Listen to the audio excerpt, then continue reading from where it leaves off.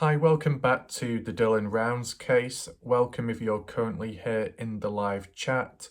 Moreover, congratulations if you survived the last video. Kind of wild at times, you know? Now, for some people who are completely confused, unaware, and want to find out, there will be a link down below in the pinned comment, or the comment section, and it'll explain it to you, along with the serious coverage of Chase Venstra and his whereabouts and alibi the day Dylan Rounds went missing. Make sure to check that out after watching this video. In this video, we're going to be taking a look. It's more of an analysis of the Heavy D interview with Justin Rounds and Candice Cooley. Going to be bullet pointing key information that came out from the video, yet more additional new information which I haven't heard of before. So that's all good. I know in recent time, like the past few weeks, there's been quite a few videos and interviews with Candice Cooley and all the different channels. But the good thing is information has come out, things have been corrected with time, so it can fill in the blanks. Now, the other thing you've got to understand, there is moments where because of wording and language, it causes confusion. It makes people think one thing from another. It makes people go down the wrong pathway. It's okay criticizing others about rabbit holes and conspiracy theories, saying, oh yeah, they lead you down the wrong routes. But I'll tell you what else goes down the wrong routes. Key people giving out key information, but wording it slightly different. That can, derail people. And I'm not talking about the ones that make genuine mistakes or the people that literally don't know something because they've not been told about it. I'm not talking about those people.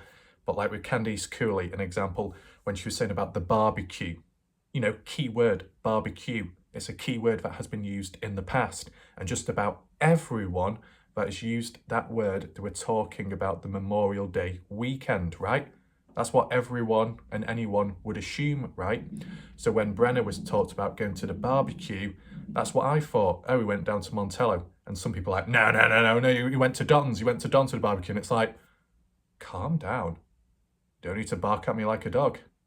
I ain't got no chain around me. Well, not on this occasion. Shh. You get what I'm saying? When you just say barbecue, it's like, well, what are you referring to? Whose barbecue? Specificness sometimes is required because you go down the wrong way. And that's how it happened. Small little demonstration. You get the idea of how it can unfold in other situations too. Right. That aside, hopefully we don't get a repeat today. If so, it should be cleared up immediately, right?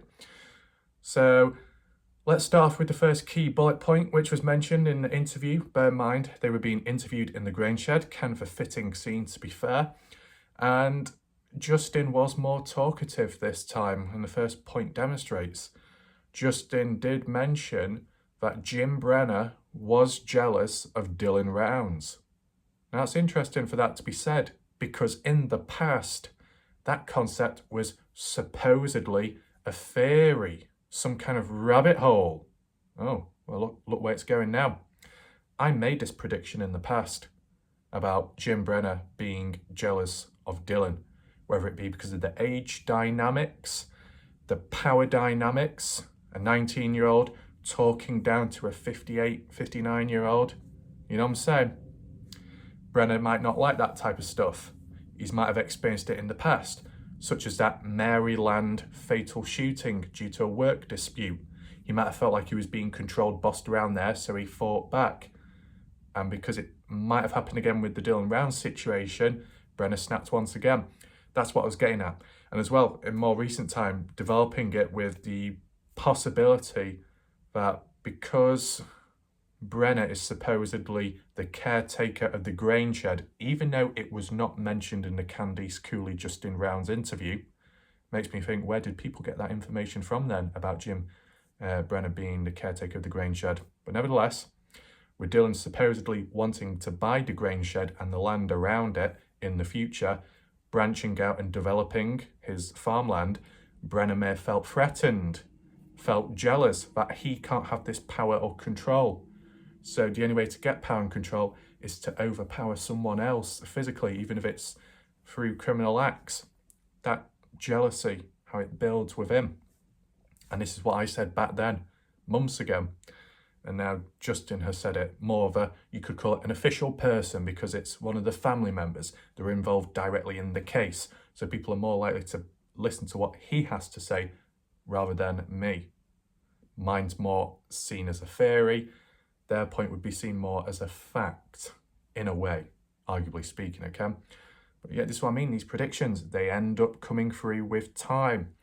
To get more into the whole Jim supposedly being more jealous of Dylan, Justin added on saying last winter 2021, I assume, last winter. There you go. There's a little timestamp for the people that bitch and moan with the lack of them. So last winter, Jim Brenner, Don Hately, both took Dylan's grain truck, I assume, and if not that, the Ford F-150, to, I think, Justin's shop. I guess it might be for repairs, so it needs changing or it needs inspecting. Whatever it may be, it was taken down to where Justin was stationed at. And Justin had cameras set up, I guess, around the premises of the place. And with those cameras, it picked up audio. So when Jim and Don were by themselves, hanging around the truck or so, Justin secretly listened in on the conversations and overheard Jim talking in such a jealous tone about Dylan, how Dylan has all these trucks equipment and how he uses them. I don't know if it was something to do with criticising Dylan for being reckless with these pieces of equipment, you know, not handling them with care, or it was just simply down to the range and variety of what Dylan has at his disposal. Nevertheless, Justin heard it firsthand, the tone of Jim's voice and how he was talking about Dylan at the time. And that was back then. So possibly with time, that jealousy may have built. It might have not been the leading factor, but it was there. So when Brenner snapped, possibly on the day Dylan went missing, and there might have been some kind of conflict, that bit of jealousy might have triggered when Dylan might have said a certain thing or acted a certain way. That jealousy of, how dare you talk to me like that? Or I've had enough of you controlling me or telling me what to do. Enough is enough. And then the snap comes in, and then certain behaviour. So I would say jealousy is one part. Possibly alcoholism, being drunk, could be another part. And thirdly, the snap mentality. It's not just one thing, there's several factors all mixed together into like a bowl, which has fused the outcome, right? That's the way it seems to be. So you can leave your thoughts down below. Do you think and do you agree that Jim Brenner was jealous of Dylan Rounds and it played part of a factor to the outcome of Dylan in the end? Let me know what you think down below. So, next point. We're actually talking about the population, so that's interesting. The key thing with Heavy D, the way he was doing the interview, I guess the way he was asking questions was like, I don't know who you are, I don't know what your names are, can you please tell me? That's like how the interview was set up, and that is very good. Now some people will be thinking, why are you asking me these dumb questions? You know who we are, right? But no, because it's almost a bit more of a formal type of interview, trying to remove, I guess, biasness, personal relations between one another, and just simply saying, right, I need to ask you questions like that, from start to end almost. So it was good how he, styled the interview and the questions, open-ended questions as well, not closed ones. It enabled the family to be able to speak freely and give their opinions, and also mention additional stuff as well. And also Heavy D, the way, I guess, worded things at times lightly or vaguely, so it didn't cause any tension or shut off the family from replying to a question. So that's all good. Now, as I said, with the population question, when they responded, I think it was Justin and Candice both agreed, saying that there's only 3 people left in Lucin Valley. Originally 4 because of Dylan, but if you take him out, 3 people. Who are those people? I assume Don Hately, Jim Brenner possibly, even though he's not living there right now. some guy on the mountains, that's how it was worded, probably one of the farm land owners, and that's about it. If they're not including Brenner, because Brenner is locked up, taken away, then it would be Don Haley, because he's still out and about, the guy on the mountain, and then somebody else. At the end of the day, limited. Very, very, very low population ghost town, right? And as we've seen from the history in the past, when I did a previous video, you can check that out on my channel somewhere. It's to do with cemeteries and stuff. Nearby Terrace, some kind of town, railroad town, developed in the past, but then died over time. People moved away. Railroad workers in Lucin moved out eventually. Buildings taken too. So it became dead. So there was some kind of life in the past, and then it went. In recent time, or the past few years, there's been I don't even know if you could call it a resurgence, a small growth of numbers of people in the area. So it's interesting taking that in mind. And obviously, when you understand that there's only 4 people at some point in time in Lucin, really does make it bold and make people stand out more as potential suspects, right? You know, there's only a few people present and just about all those people know Dylan. Surely it can only be one of them out of that whole group, right? And then you could say, if that one in that group has external contacts elsewhere, someone like Aviles, Chase Venstra, Wadsworths, whoever, they could play a part too on the sidelines. So speaking of that, when it came to the Montello population, said about 200 to 300 individuals and then a few more scattered about on the outer skirts. That's probably the case. If you remember, when I looked at one article, I don't know if it was, I think it might have been 2012, very outdated. It said a population of, what was it, 45 to 90 or something. And obviously that's inaccurate because there's more than that, but that's what it said. Maybe it was just at a certain time when there was less people. But when you look on Google Earth maps, you look at Montello, way back in the 90s, from there and onwards, it's always been present. The buildings, most of them, and the farmland too. It's not really developed or spread widely since. It's kept as it is, which is interesting. Normally things do open up, but maybe not in that case, that area. Maybe because of financial reasons too. You get the idea of the population. That it was good filling that in within the Heavy D interview.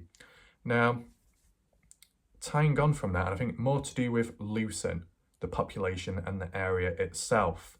Heavy D asked Candice, do you think it's a dangerous area for someone like Dylan to be in alone? Candice's response was, no, I don't think it's a dangerous place. That's what she said. She doesn't think it's a dangerous place.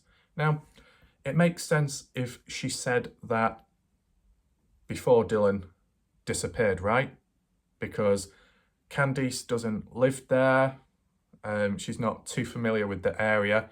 And back then, she wasn't familiar with the individuals present, like Don Haley, I guess. Well, not Don, well, maybe Don Haley, possibly. But like more like the residents in Montello nearby. She didn't know of them up until recent time. So it makes sense to why she wouldn't think it's a dangerous place. And yet she still says it's not a dangerous place, despite what's happened to Dylan, and as well nearby with all the crime going on, and the inappropriate behaviour by some towards younger people and other people going missing. I mean, it is kind of questionable. Yes, there will still be good people present, obviously, but it's still one of those things where there's a bit more crime going on because people can get away with it more because the police aren't as local, right? That's the best way of wording it, so you can get away with a bit more. Now, maybe Candice was only referring to Lucin and not including Montello in the talk, but to be honest, I guess any other way to why you'd think it's not a dangerous place is because it's a ghost town. So if it's a ghost town, there's really no one that can affect you negatively. But I think it's still worth acknowledging that even when it's a ghost town, you look at the likes of Sheep Range, you look at Jerme Canyon in Nevada, just for hiking. It's not a tourist attraction. It's not a main hiking route. Not many people go there. So, okay, no one's going to hurt you, take you out, ambush you. But guess what? The terrain, the environment is rough and can take you out. The temperature can hurt you too. So it is a dangerous place. As for Dylan's farmland, it's so vast and empty. What do you do if you're struggling or you need help and you haven't got your phone with you? Farm-related incident, not many people around. Who do you go to? So you could say, aside from humans, the environment itself is somewhat dangerous. But, you can continue to debate that in the comment section. Do you agree with Candice Cooley that Lucin is a safe place, as what Candice has said? Let me know what you think down below. What else? As well, there's just going about saying Dylan didn't live in his trailer. Now, yeah, we've heard that before. It's like the triangular effect. I think Jim cut in and said it's more of a rectangle effect. But basically, Dylan is only on the farmland when there's farm work that needs to be done. Times over the weekends or when it's raining and there's nothing to do, he'll be elsewhere, whether it be custom farming for someone else and earning money that way, or visiting Justin rounds at his house, or the grandmother's, Karen, or Candice Cooley's house and family. So moving about, got different options. And then in between, obviously, going down to Montello, staying there some days or so with Kurt Wadsworth, just simply drinking and just talking. So there was different options, and it all makes sense. It's understandable, right? And I know some people will already know this, but for the people that don't, this might help people understand, especially when you see the trailer, the condition of Dylan's trailer. It's a mess. It looks rough. It doesn't look like a great place to be living at. But from what we've heard, he doesn't live there. The only question I do have is, okay, you say he doesn't live there on the farm. I can understand that. But did he stay in the trailer for a day or two? You know what I'm saying? Like, this is from what I assume. I might be wrong. Correct me if I'm wrong. Is on the 27th at night time, Dylan doing his seeding, okay, and the witnesses saw him, the people camping out there. What happened after that? Did Dylan go into his trailer and then sleep inside and then wake up the next day and then get on with the stuff and then the bad thing happened later on? Is that it? Because, okay, you don't live somewhere, but do you stop the night or two in that trailer? Or is it just completely uninhabitable? That's what I'm trying to understand, right? Because it's okay saying he goes here, there, visits this place, visit that place, but does he actually engage with his trailer in any way, aside from cooking the odd bit of food and then chucking it on the side? That's all I want to know. It's just a small, meaningless question, that's all, right? So we put that aside, we move on to the next point. And it was to do, it has been mentioned briefly before, that Heavy D asked both of them, how did you feel about Dylan going out to that land? Like, why did you let him? That type of question. It was an open-ended one. And Justin Round's initial response was, I didn't want him to go out there. I wanted him to grow up a little bit more and then hopefully either work with me or work for someone else. And it makes sense. I can understand it. You know, father and son working together, that's one way of looking at it. It can be healthy and fun. But then also the other concept of working underneath someone, learning as you go along, as you develop and grow in different ways. So I can understand what Justin hoped for. But as you can see, it's good how Justin worded it. You know, he wasn't being cold. He wasn't saying, I don't care about Dylan, you can just go out there like that. No, there was a little bit of resistance, in brackets, care. He wanted the best for Dylan. And I guess Dylan himself knew exactly what he wanted to do. So Justin eventually respected Dylan's decision. Do you see that process? It all makes sense in my mind. So that's good, that's natural. As for Candice Cooley, she seemed, I guess, more relaxed. Like, yeah, you go out there, the land is cheaper, why not? So you could say that's a good thing as well, not controlling, not saying, oh, you can't go here, you can't go there. So that's all positive. I mean, you could type back with the whole Candice response about saying the place isn't dangerous when technically it was. You could say she's been a bit carefree, too much. But, you know, humans act differently. We can get more into that a bit later on because there's another key point, okay, we need to look over, and I think some people missed it. So that'll be interesting to talk about. But, yeah, it makes sense about the land being cheaper because, you know, I don't know how much money they've got, but at the same time, it's one of those things where you don't want to overspend, right? You know, it's got to be worth a certain price. And I guess maybe in Dylan's mind, Dylan might have been even more determined with the environment and land. You know, if it looks rough, it looks abandoned and it's not been, you know, farmed for a long time, it might actually motivate him more and give him more of a challenge. And then if he does overcome it, then it's more satisfying for him. So that kind of explains that, I guess. But yeah, let's move on to the next points. So Dylan, okay, so this was more of a personal one and one to do with the past.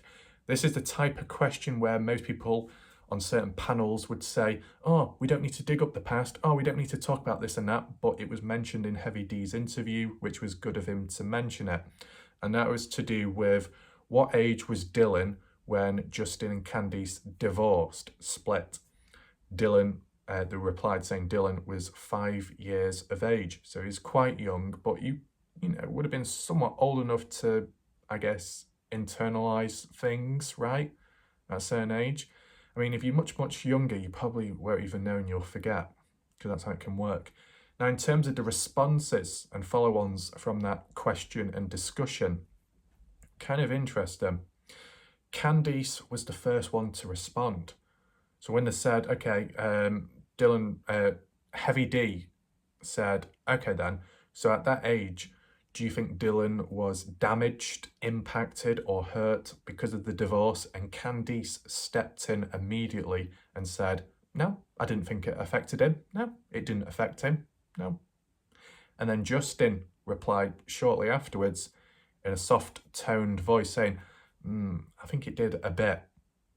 And then Candice catched on and said, well, yeah, it would have done. Do you see that? Now, it might not be anything big, but it's interesting. Almost like roles are reversed in a sense. Justin seems to be more sensitive in that sense, with that level of care, as you heard about earlier, about Justin hoping for Dylan to work with him or work for someone else and grow and, you know, learn and mature and grow a bit older and then move on. And then Candice is, I don't know if this is going to cause criticism, but Candice seems a little bit colder, right? Like, yeah, okay, you go off, do the farming. Yeah, it's all right. It's not a dangerous place, whatever, go. And then now she's saying, yeah, the divorce, it didn't affect him. No. But then when Justin stepped in and did the role of what a mother would say, showing the emotional side, Candice then suddenly agreed. So I think that's just a small little thing people will look over and brush off. Interesting, because I know what you got to understand is when it comes to the interviews in the past, Justin was the one sat back with his arms crossed, looked reserved. Some people internalized him as, you know, could he have aggression? Could he be angry? You look at his face, looking at the mother, Candice Cooley, like, what's going on? And for the most part of it, Candice was doing all the talking, arguably not showing emotion, but it was because she was holding it together and everything, which also makes sense as well. But do you think this interview showed a different side to Justin and Candice? Was it almost like a reverse effect this time in terms of genders or not? Leave your thoughts down below.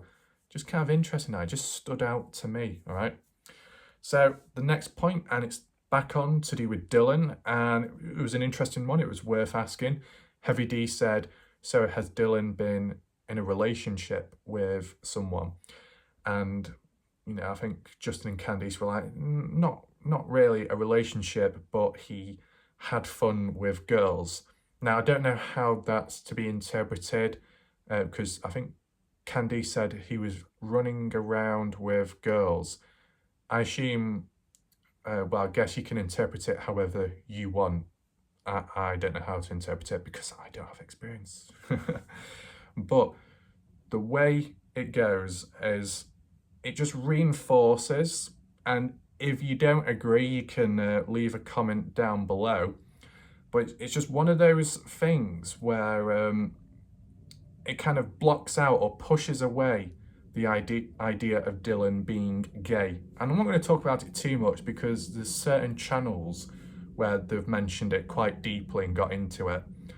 And it doesn't need to be done again, right? But, you know, there's certain people that think Dylan is gay or was gay. It caused tension with either the family and they wanted him gone, or the residents of Montello or Lucin didn't agree of it, so, and the church, so they took him out of something, out of shame, disappointment. There was all that type of stuff going on, and yeah, okay, it caused resistance, it caused anger, but no harm in just asking this and that to get down to the bottom of it.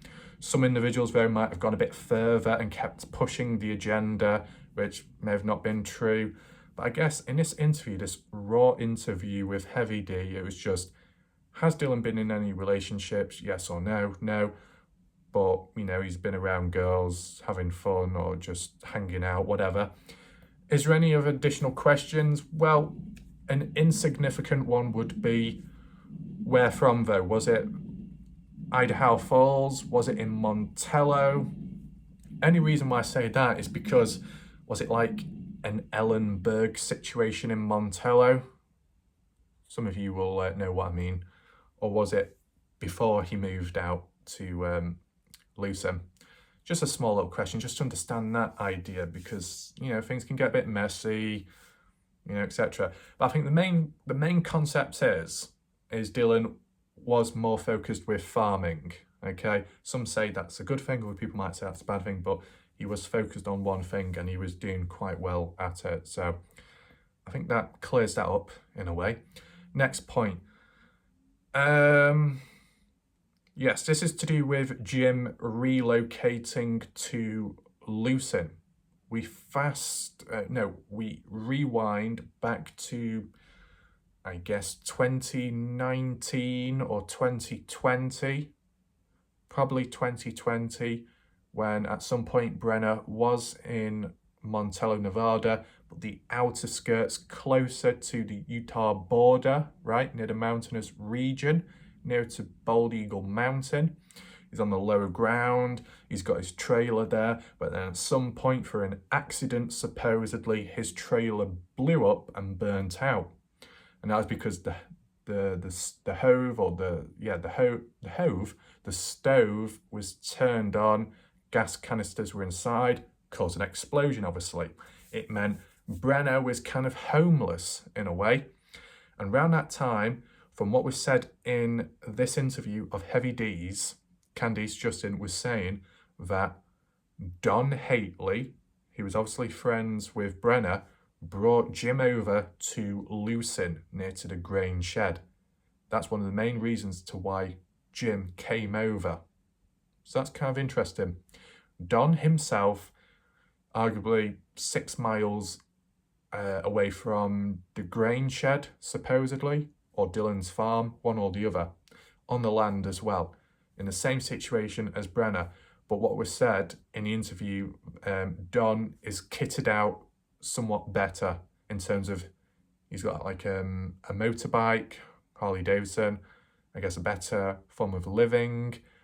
And that's probably mainly because of roles and jobs he's done in the past, okay? Now, in terms of Jim, when you exclude Jim working for Dylan on the farm on and off, they said Jim was living off disability money, right? In terms of disability, I don't know if that's to do with his weight, injuries. I mean, in the past, Brenner did his ankle in or his leg, possibly needing a crutch at some point, which was found at Brenner's trailer. That's not been confirmed yet, still to this day, which is a bit weird. But yeah, maybe that ankle injury in the past was a long-term problem, whether it was a true one or maybe Jim tried exploiting it maybe to get that disability money, who knows. But that's kind of like how he was living. In terms of Don, the family, Justin Rounds and Candice Cooley, didn't really know that answer. And it's interesting, they didn't know some other answers as well, yet we know about them. So then it makes you think, the things what we know, are they real or false? Not from what exactly has come from my mouth. I come out with theories and ideas. They're different to facts, okay? So take that into mind. They can turn into facts, just like with the jealousy thing, what I mentioned earlier on. But other YouTubers have come out, I think the Mob Crew at one point, Zav Girl, etc., came out with this and that. And it's like, oh, well, why was it not mentioned by Candice Cooley and Justin? How do they not know? You know, you thought they would have been asking or they would have been told more, but it does make you think. So from what we've heard about Don Hately supposedly had a trucking company in the past. And I guess that's what his job was. So that's kind of interesting. And that was mentioned, if I'm correct in saying, back then, was on Tyler Feller's YouTube channel. So is Tyler Feller lying, or was that the truth? Because that's where I heard it from. That's all I'm saying. But if that's the case, Don made some money or so. And Justin Candy said, they think Don is now retired. Kind of makes sense. You look at Don Hately, you look at the photos of him, he looks fairly old, right? Arguably same age, if not older than Brenner. So possibility he could be retired. So that's why he's living out there where it's a bit more peaceful and quiet and does your bit of farm work, helping around and stuff if necessary. So that might rejog some of your minds or inform you about stuff you've not heard before, like the retirement thing, okay? Is there anything else? Yes, this is the next point, and it's to do with, well, how did Don get into the picture of all this? Where did he come from? Now, what we've heard previously, right? I think this might have been on Tyler Feller's video as well in the past, right? Don was, well, I'll just tell you the basic story of what we've said before in the past. Don came across a guy called Larry Rounds, who's the grandfather of Dylan, if I'm correct in saying. Then, because we're longtime friends, eventually Larry introduced Don to Dylan. Dylan gave Don a job, and then Don at some point, who was longtime friends with Jim, got Jim over to Lucin, and then got Jim to work for Dylan on and off. Does that make sense, right? But the reason why Don came across Larry in the first place is Don was working with Dylan already. That's how it was worded in the Candice Cooley Justin Rounds interview. So if Don is already working with Dylan at the time of when this unfolded and then came across Larry, then Larry couldn't have come across Don before Don working with Dylan. So then that means that Tyler Feller got it wrong or was lying in the past, which arguably is misinformation, but I don't think it was done on purpose. But I just wanted to highlight it now because it's a bit of an important point, right? So to reword it, update it from what Candice Cooley had to say in this interview just recently of Heavy D's, was Don was working with Dylan on a farm or something. I think it was a tractor, a piece of equipment ended up running over Don multiple times. I don't know if it was something like what you'd see in GTA, being run over, but he got injured. He needed to recover, recuperate. So he was taken to Larry Rounds' house, I guess. And he was allowed to live there for so long. Go to the hospital for checkups and appointments Dylan would visit. So because of that, there kind of became acquaintances and maybe friends. So that's how that played out. Hopefully that makes sense to you. We'll move on to the next few points. There we go. So I've got the notes just because it's just a bit more helpful to try and understand as we go along. So Lincoln gone, and this is what Heavy D was referring to, continuing the chain of questions to do with Don and Dylan and a relationship, working relationship, okay? Heavy D said, was there any falling out, any arguments? And this is what we've heard previously, but we'll say it again. Don and Dylan had a falling out to do with the washing machine not working or breaking. And just after that, it led to them parting ways. But from what Candice said in the interview, Don wasn't owed any money. There was no issues with that. He was paid off, everything all checked out and was fine. And that was it. And the key thing to say is this argument happened 6 weeks before Dylan went missing. So that's a little bit of a timeline if you want to add that in once again. So that is interesting. 6 weeks. Would there have been a grudge building up in that space of time? Well, some of you might think that, which is understandable. Candice did say she doesn't think that's the case. Throughout those 6 weeks afterwards, leading up to Dylan going missing, Dylan was supposedly custom farming elsewhere. So it meant there wasn't a time for things to be patched up between Don and Dylan because Dylan wasn't around and Don couldn't reach out to him. They were saying that when the crops started growing on Dylan's land, they might have got together and become more friendly once again, but that never happened. So just worth putting that out there. If you think different to do with the 6 weeks before Dylan going missing and then that argument with Don, let me know your additional thoughts down below in the comment section, okay? Next key point, right? And I guess it's just Candice Cooley referring it back. Heavy D was like, okay, when it comes to Dylan, under the circumstances, would Dylan have been able to get very far? So I guess that's assuming taking off the boots and just not using the vehicle and just running somewhere. And basically Candice and Justin said, yeah, it's near impossible. You know, most likely Dylan Rounds is on this land, literally where the grain shed is at. And she kind of has said that in the past as well, really reinforcing it, making it bold that this is the area where Dylan is at, where it went down. Now, I don't know if Candice was literally meaning inside of the grain shed where they're literally sat, or if it's just the surrounding area of the grain shed. I'm not sure the exact radius, right? We've talked about the mobile phone ping radius in the past, a 15.4 mile radius all around. But what about the radius of the grain shed where it's concentrated to do with Dylan?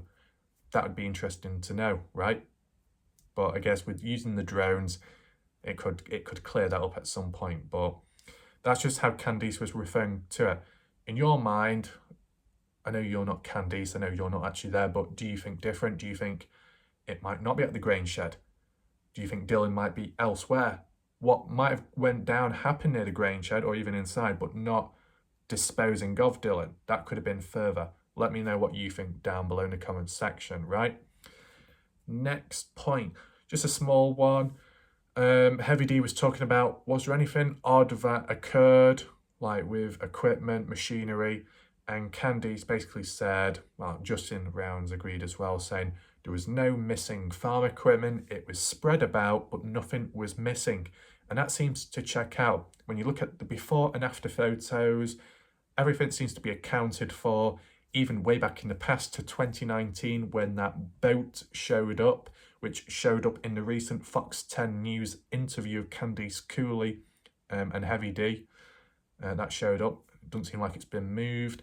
As for other tractors or the odd digger, that did move about from Dylan's place of living up to the grain shed, which one of them, a yellow digger, John Deere, was of Kurt Wadsworth's possessions.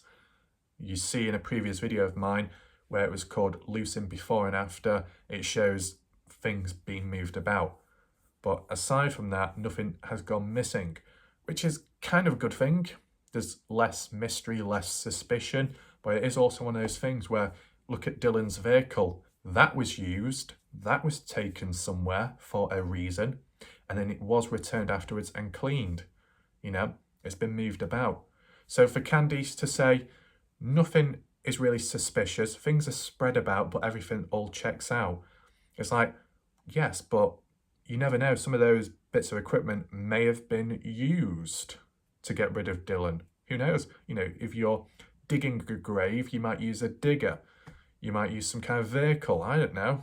You know, you might get creative. You've got all these tools at your disposal. You might make use of them because the vehicle was of Dylan's for some reason. Yes, it was returned. That was to probably reduce the suspicion, right? And yet it was still talked about and looked at. So, you know, that's just my opinion on that, right? What else? Key fob. Right. I don't know if it was worded wrong in the past. Apologies if it was on my channel, but as said, I'm just wording it the way it was worded in the past, okay? If you remember, make sure to leave a comment very shortly after I read this out to you, okay? Because for some reason, something in my head is telling me it's in a different order to what I heard it last time. I might be wrong, but I just want to say it first, right? Hear me out. Candice Cooley, well, Heavy D was mentioning about, okay, so aside from farming equipment, what about personal possessions? Like the gun, where was that at? The key fob, and obviously Candice replied, said what we've heard previously, but this is the way she said it. Candice said the key fob was found Wednesday, and then the gun was found Thursday. Is that the correct order? I know she's saying it, but do you remember her saying it in that exact order in the last interview? That the key fob was found on a Wednesday, the day after Thursday, the gun was found. Is that correct? Let me know in the chat. Only reason why is just because I can't think at the moment, because I'm not a machine, just remember. I thought it was the other way around when it was previously talked about. Is it the end of the world? No. But if there's that switching and changing of information, it does make you a little bit more wary of when you internalize new information. Sometimes it can be a bit of a delay, okay?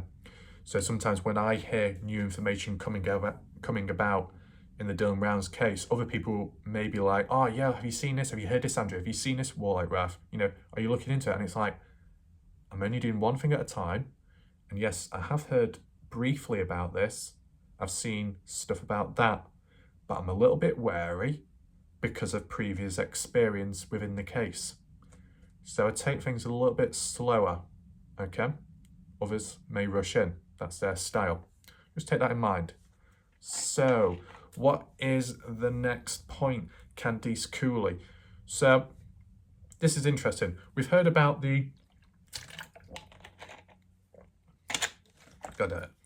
We've heard about the whole situation with the LE, how they've handled things, delayed stuff, called things off, etc. We've seen that before.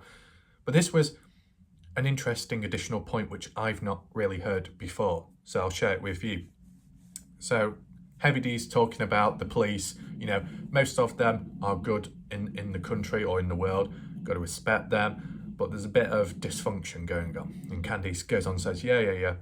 Candice says that other police counties, you know, all the ones around and present within the area, other police counties wanted to step in and help, but they were met with resistance and denied of stepping in. That's interesting. Who is the resistance? Wasn't exactly said. My guess, probably the LE, Box Elder County. Why? Well, just like how they don't want to step down from being the LE, right? The main ones at the top covering it, because whether they know they've made mistakes or not, they want to be the ones that start it and end it. They don't want to back down now after the supposed effort and work they've put in, right? So when other counties come in, maybe Box Elder County feel a bit jealous, or they want all the limelight. They don't want other people to step in and help, because then it takes it away from them and puts the attention and the success onto other counties. So there could be a bit of competition going on, just like how there might have been competition at one point when certain YouTubers were calling each other out, maybe because of the reward money, trying to discredit the other person, so the other would be more credible and be looked at more, taken more serious. It could be views, it could be all kinds of competitions. All kinds of competitions go on within humans, evolutionary, right? So the same could happen here with departments and groups, with the police and external ones stepping in, right? So leave your thoughts down below what you think about that, okay? Next point. This was more to do with Heavy D. So aside from most of the questions asked and the way he's conducted the interview, he's done good, he's done well. But then he starts talking about rabbit holes and conspiracies and criticising people for that type of stuff.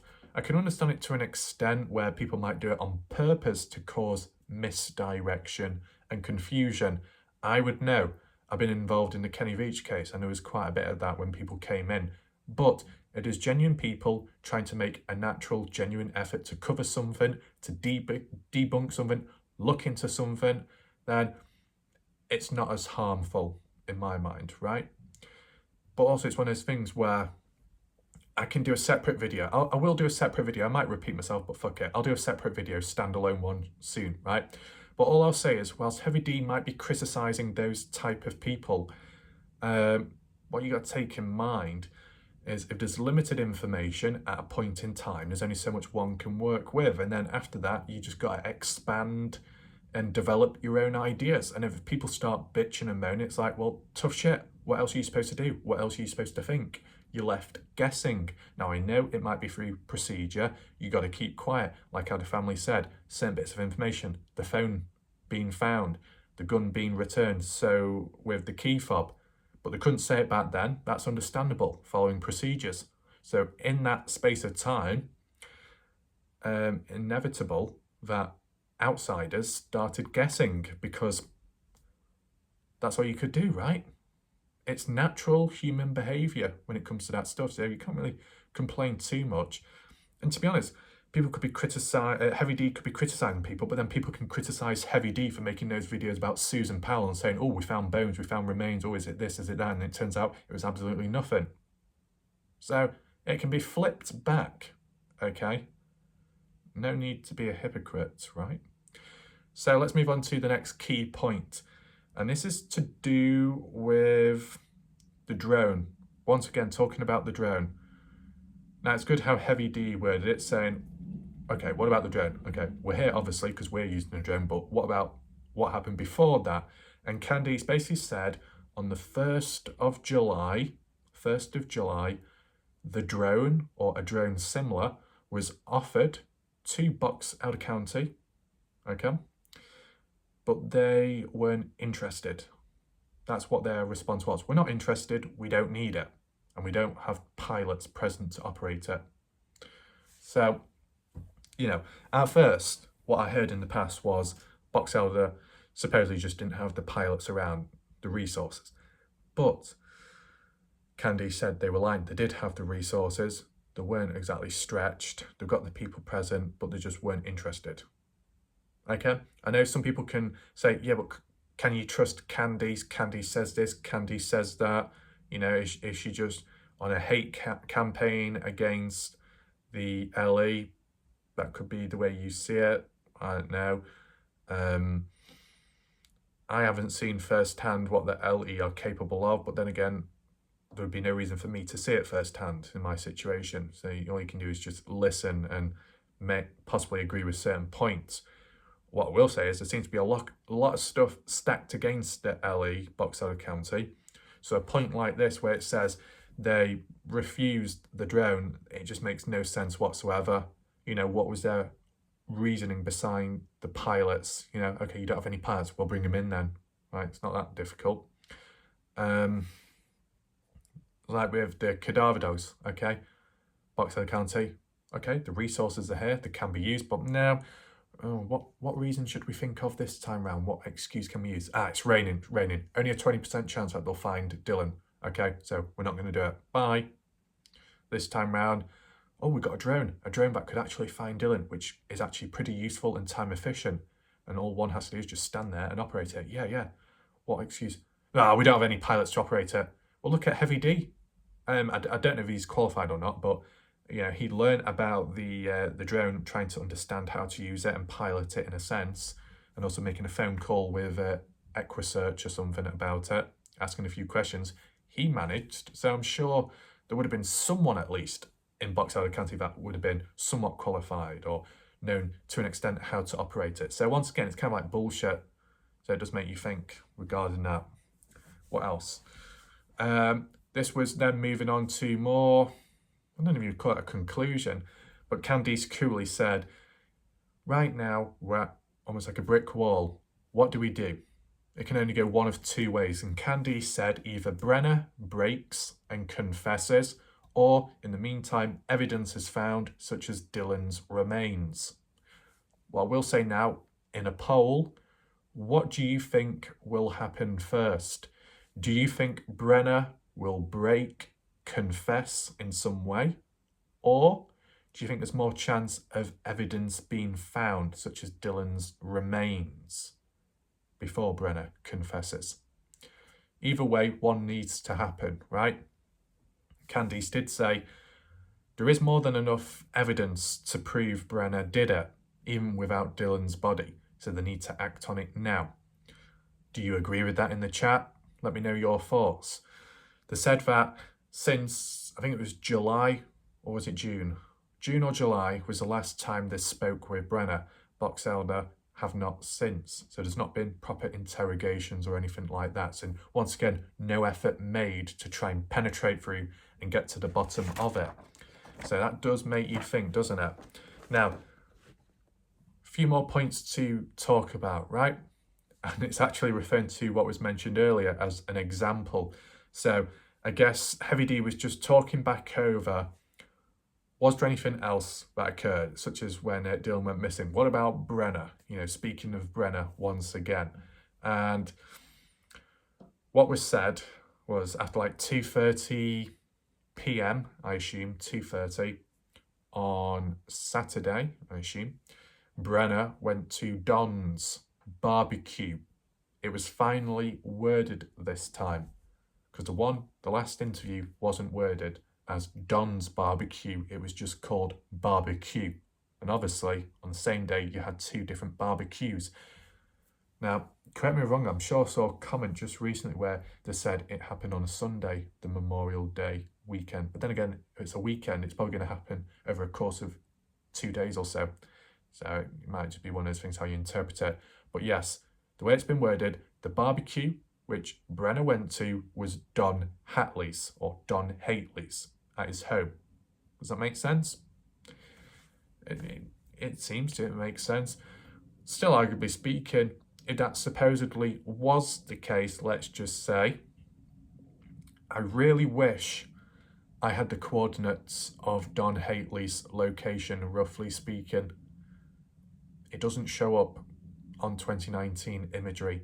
If anyone has the coordinates of Don Hately's location, regardless of whether it's northeast, southwest, but actual coordinates, feel free to list them down below in the chat or / and the comment section. It would be appreciated, because that could definitely tie in from Brenner going to the pond over that way and then going to Don Hately's somewhere else. Originally, if we're referring back to what I originally knew or thought was true before this came out, was Brenner was going to the Montello barbecue, Memorial Day weekend one, and that was in the same direction as passing the pond, so it made sense to me. But if Don Hately's is in a different location, it's like back, forth, seems more dodgy, right? Why go to the pond if you're not going on somewhere after that point? Why go to the pond and then come back? So coordinates, if possible, will be appreciated, and I can have a little look at that. If not, I'll try and find an updated map and briefly look myself. I mean, the people that said, oh yeah, Don Hatley's home is like 6 miles away. Well, if it's 6 miles away, technically you must have the coordinates, right, to know some kind of location. When I have tried the whole 5-6 mile range from northeast southwest, I didn't see any buildings. That's because of the maps probably not being updated. I assume maybe back then in 2019 Don was elsewhere, probably. You get the idea, don't you? So yeah, was there anything else I need to mention? Let me just refer back to one thing. I think it is winter. So when I was saying Don got injured when he was working with Dylan in the past, that was during winter 2020, okay? And that works in the timeline of in 2020, Don recuperates, gets better, is working for Dylan already, then eventually brings Jim over because Jim's trailer was okay in 2019, but supposedly it happened only like 1 year ago from when it was said. So I assume that was 2020 when the trailer was burnt down, or 2 years ago. You can't understand the timeline. I just wanted to bring that back up because I forgot to mention it of when Don was injured. Don was injured winter 2020, okay? So, anything else? Candice Cooley did go on to say, oh no, actually, no, we won't say that. Refer to the previous point, tying on from when Brenner was referring to going to Don's. Yeah, okay, apology. Heavy D did ask the question following on from the barbecue thing, saying, okay then, so we've heard about Brenner making phone calls whilst in prison to certain, well, not prison, jail. Best word it correctly. Brenner in jail making phone calls outwards to Justin Rounds, Larry and Karen. You know, we've heard that previously. Basically, Justin again was saying how, yeah, Brenner is blaming Chase still, though at the time of when he was saying it, Brenner wasn't saying Chase's name. He said, I couldn't say his name, but the person of interest or so. But Justin assumed that it was referring to Chase and it was obvious. That's interesting. Additionally, they were saying that, yeah, Brenner was telling Justin to go down this road and time it from here to the railroad tracks or so. I guess that's like a hint to say, look, this is how long it would have took to transport Dylan from here to there, possibly. Or this is how long it took someone like Chase Venstra to do the deal, do the deed, take Dylan out, and then go on to Park Valley or go on to Snowville and get to that flying J place and then go down to Ogden/Clinton. So, you know, those are like little hints. But Candice did say that Brenner did slip up once in one of the phone calls. And I guess that's referring to Brenner slipping up and actually saying Chase Venstra's name when he's not supposed to because of legal reasons. And this is the important part. If Brenner slipped up once, he may slip up again. You understand what I'm saying? Can be quite important, this. Slip of the tongue, it can reveal a lot. If Brenner's being interrogated, there is a presence around him. People looking down at him. You've got the authority, you've got the power dynamics, you've got the presence and pressure of other people in which he doesn't like being around other people. He gets grumpy.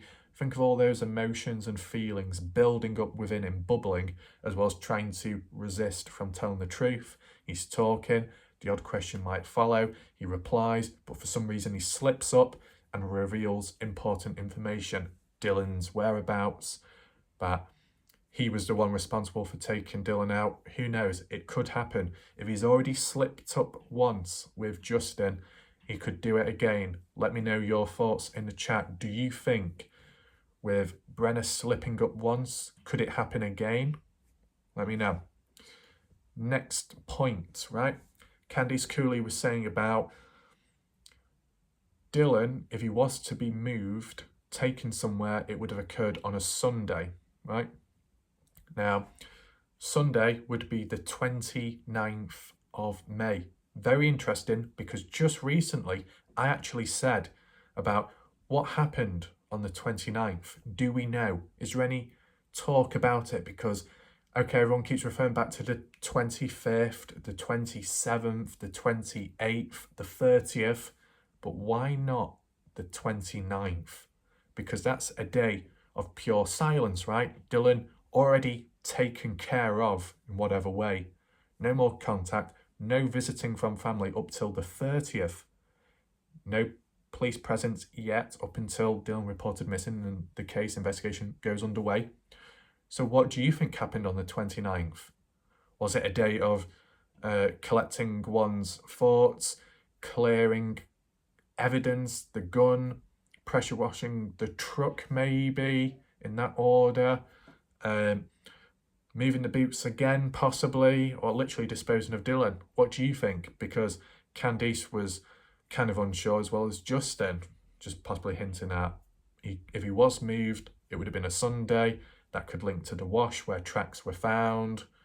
So that track idea roughly is tying in with my theory, what I said, where Brenner could have used Dylan's vehicle, drive down to the wash where that road is, where the phone was disposed of, that area, and that's caused a splash mark on the vehicle, dispose of Dylan there or a bit further on, and then came back, washed it, and that was the order.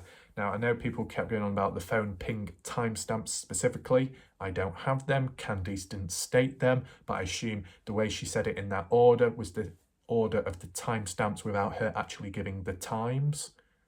It's probably not exactly easy to believe, but that's the only way I can interpret it. You know, you say it in that order, then that must be the order it happened in.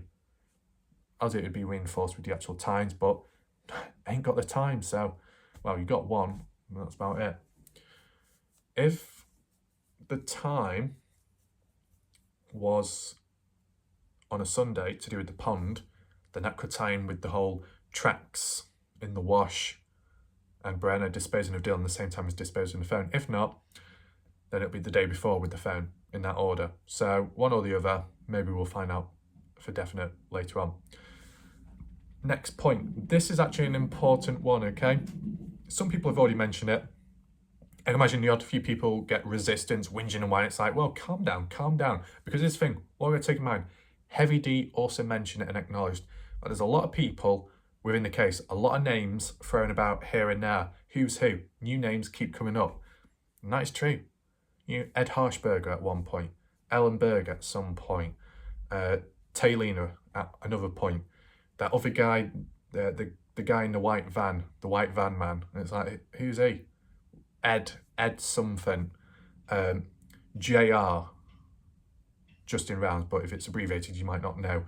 JD, who the fuck's that? A friend of Dylan's. You see what I'm saying? When words are thrown about, names are thrown about, abbreviations are also thrown about, it can cause confusion. Like when people kept saying Jim this, Jim that. Who's Jim, first of all? I didn't even know who Jim was at the beginning. I kept calling him James. I know it's, I guess, a shortened name for it, but I always said James Brenner. But everyone else kept saying Jim B. And it's like, I'm confused there. You get what I'm saying? I'm sure other people are confused. And then you had Jim. Who's Jim? Jim Brenner? Jim Terry? Which Jim are you talking about? I don't know. It's like with the Kenny Veach case. You had Jeff Clark, you had Jeff C, you had Jeff F. And it's like, which fucking Jeff are you talking about? And this time you had Andrew Culver. You had another Andrew. And it's like, which Andrew are you talking to? I don't know. So, yeah, it can get confusing. Main thing is with this channel is trying to go through each individual one at a time so we understand who is who, okay? If anyone does misunderstand abbreviations such as CC, okay, we're not talking about creative community, not that. CC means Candice Cooley, JR means Justin Rounds, JT equals Jim Terry, SP equals Salty Pancakes. Hopefully that explains it to you. KW equals Kurt Wadsworth. I just want to say is just so people don't get confused, or just so people know for the future when it comes to referring to people. there's no harm. Most recent name I heard of was Bivins. Who the hell is Bivins? Shack Lady brought it up, first of all, from my experience, and it's like, okay, what's this all about? Who's Bivins? Can you tell me? And she said, oh yeah, I'm working behind the scenes, I'm just going on with some stuff, and it's like, okay, whatever. But within the Heavy D interview, it was finally explained about bloody Bivins, okay? Full name, or at least most of the full name, Kevin Bivins. Who is Kevin Bivins? Well, he was the one in 2021 that was attacked by Brenner and hit over the head with a folding chair or something, kicked to the ground and attacked repeatedly. So I assume Kevin Bivins is the 70-year-old, the aggravated assault charge. You remember the 2021 charge in which Brenner should have been arrested back then, but due to the virus and the outbreak, it was delayed. Fast forward to 2022, start of May, when he should have been arrested, but delayed it to June. You see, this is how it's carried on. So how does Kevin Bivins play in this? Well, just last week, Justin Rounds said he heard Kevin Bivins say, Bivins at some point heard Brenner say, I'm going to kill him. I'm going to kill Dylan. Now, it's one of those things where, was it directly said in that way? Was it truly meant? Because, people can say the casual line of, oh, I could just do him. I could just punch him in the face. But they don't. But if there's a crime, and that was the last thing heard, caught in some way, it's going to make you look like a suspect, right? And in terms of Jim Brenner's situation, the way things have gone and unfolded, hearing that before Dylan being taken out is yet just another piece of potential evidence, right? And a witness actually hearing it, Bivins, that Brenner said, I'm going to kill him. Doesn't sound good, does it? It sounds like he's foreshadowing what will happen. And tying it in, there was another one which was mentioned by a few different locals saying they heard Brenner at some point talking about the wash. And I think other locals in consensus without Brenner's presence or hearing anything would agree with going to a wash is a place where you could dispose of someone. If that's truly the case, what's been heard witnesses of Brenner also saying, if I'm going to take someone, I'll take it to the wash. Maybe that's another foreshadowing event. Similarity partially, and I think I'm correct in saying the person's name, Josh Powell, supposedly the one responsible for taking out and killing Susan Powell and possibly dumping Susan Powell down a mine shaft. One of the main bits of evidence was whether it was ever a discussion over a dinner table or on different occasions, Josh Powell would constantly go on about saying, if I was to dispose of someone and kill them, I'd take them to a mine shaft. That foreshadowing behaviour. So you could apply it to Brenner with the, if I'm gonna kill him. And then that's what happens. I mean, you got to take one thing into mind though. There could be a level of biasness going on. It's okay, Kevin Bivins coming out saying, yeah, Brenner said this, Brenner said that. It's him confessing almost. But it could still be biased because Kevin Bivins has been previously attacked by Brenner and Brenner hasn't been sent down yet for that. So maybe Kevin Bivins, one, has a grudge against Brenner for how he was treated negatively and hurt, but also Kevin Bivins wants justice, both for Dylan, but he also wants Brenner to go down for also attacking him in the past. So there could be a motive behind that. Possibly Kevin Bivins might have not heard Brenner say it, but he's saying it anyway. Or maybe Kevin Bivins did hear Brenner say it, but it wasn't meant in a serious tone, but he's trying to make it seem like it was, so then it makes Brenner look even more guilty. Sure, there might already be evidence enough to prove Brenner is guilty, but there's no point in using false evidence to add on to what Brenner's done, because that could actually derail the case. So you can leave your thoughts down below about what you think of Bivins. I could do like a poll, but I don't know if it's too late to do it now. Maybe not. Do you think Kevin Bivins is being honest, or do you think he's being biased towards Brenner? Okay. So I think we'll leave it there, okay, but we're not finished yet. I'll just briefly talk on, I don't think I'll add on an overtime this time because the video is long in itself and it fucks up the storage at times. But never know, there might be a little surprise somewhere. But I've noticed, and this is moving on to the Dylan Rounds community talk right now, so it is still important, okay? Make sure you're still stuck around, do not run away yet. So this is the thing. In recent time, such as on the Shack Ladies' second or third latest stream, getting salty pancakes, possibly Ranger at some point, Mr. X, Jim Terry, all into one chat room, talking, trying to resolve things, some kind of peace treaty, as you heard me say. Who knows how long it will last for, but it's been sorted for now. But what's happened over the course of last few days? Well, as we heard last night, some dodgy account, which was created in 2022, so it's probably one of those fake ones, obviously, with the Grinch profile photo, provided a link and even spammed several links today, this morning, saying the troll mafia official is doing a video covering Jim Terry and exposing him, almost like war has been declared. I guess it was a live stream of bringing in other women, giving their opinions, and other women who have hired Jim Terry in the past. So I guess it was a group for all these people to gather, share their experiences, negative ones mainly, or probably only negative ones, of how they've been treated. Jim Terry supposedly being a con man.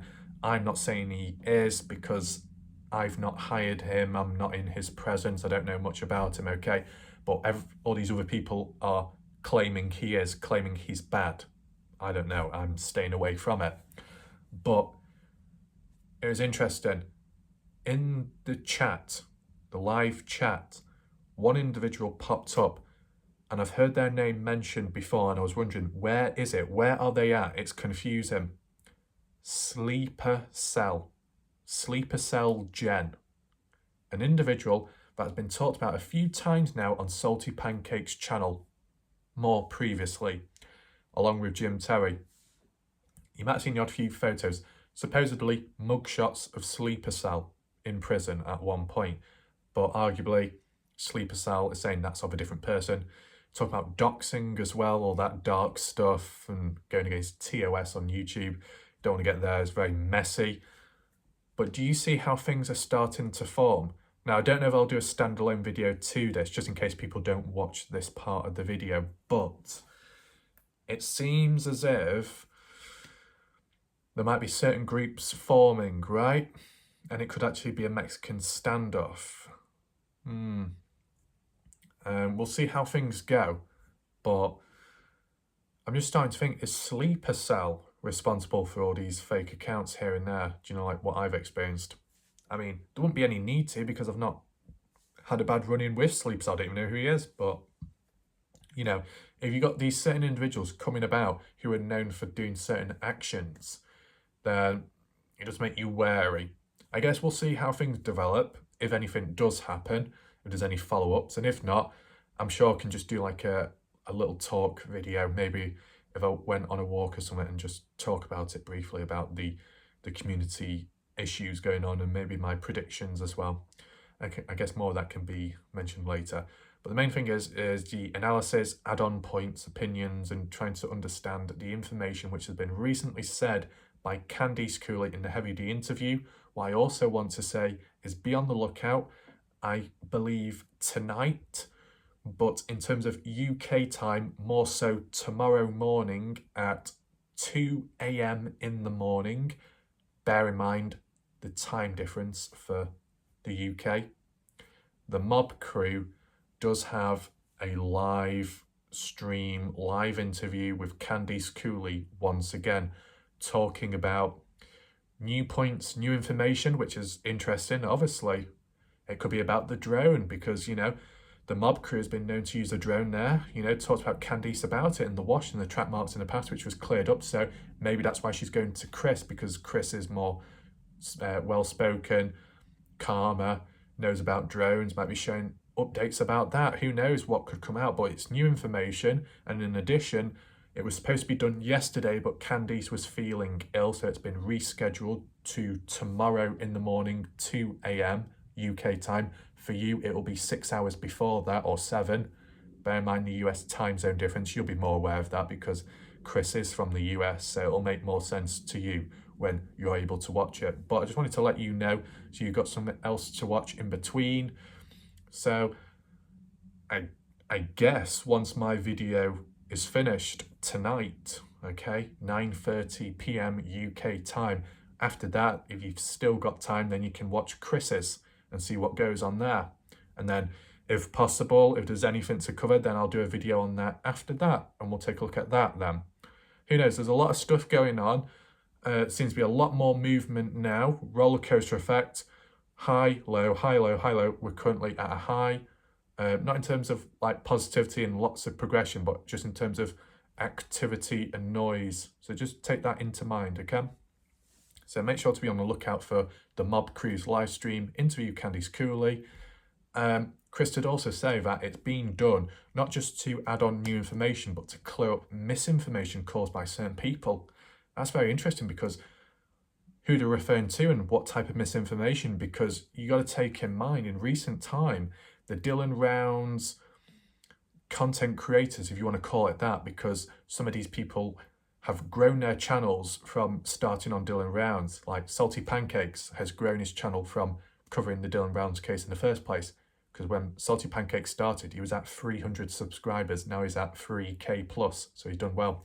As for Jim Terry is branching out, obviously, and he's been doing his own stuff in the background. But as for YouTube presence, he only came on during the Dylan Rounds case, covered a few Dylan Rounds videos, and then started doing a range of other stuff. So that channel's grown from there, Dylan Rounds. Shack Lady as well.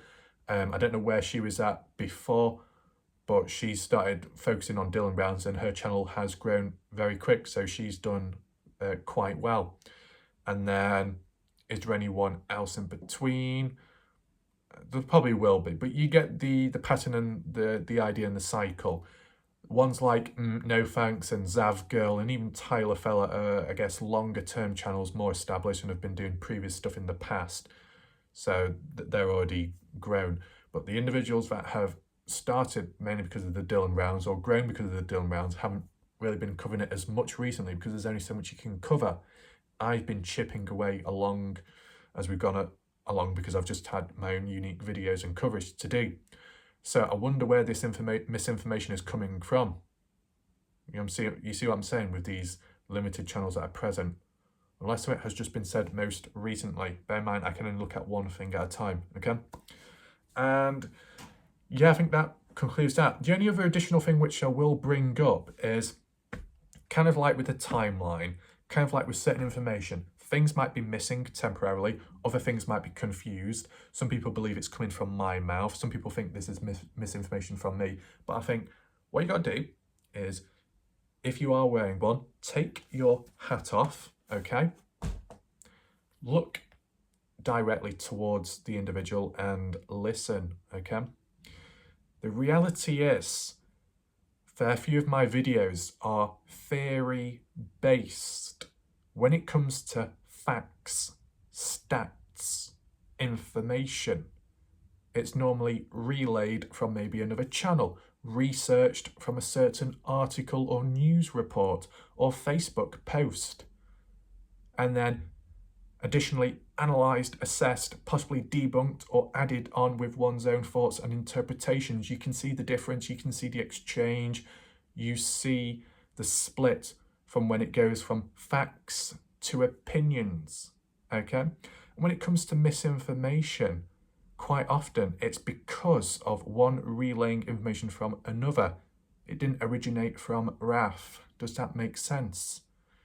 And some people could say, yeah, but that was misinformation. That was literally misinformation. And if you are impetuous, yes, warlike Raf, misinformation. But when you actually think that supposed misinformation is not misinformation, it's a simple opinion / theory, which is not a fact. It's just trying to make sense of something. Theories equal a room for discussion, which equals welcoming facts, adding on points, clearing up BS. Then eventually that theory is either strengthened, weakened, debunked, altered over time, reformed, improved, and eventually turned into a fact. It's the foundations of what leads to progression, okay? Hopefully that makes sense. And as I said earlier on, when it comes to coverage of certain events, maybe a timeline, maybe not, maybe events just in itself. If one doesn't have certain information because it's not been talked about, one can only do so much. You must also take in mind when it came to the Kenny Veach case, and it's similar here, there is drip-fed information. There will be certain groups, higher ups, which will hold information, spread it about, and drip feed it over time. And everybody else will hear about it at a slower rate. You need to understand that. It was the same with the Kenny Veach case, up to a point where I got in contact, well, they reached out to me, one of the Veach family members, and information was passed on more directly. So it wasn't drip fed as much. You understand the process? So I've been there and been back. So I do have a rough idea of how certain things play out at times, okay? So it is under control. If you need your nappy changing, I'm sorry, but I'm not going to do it, okay? So I think that concludes that. Thanks for watching. I'll see you next time. And yes, goodbye. Good night.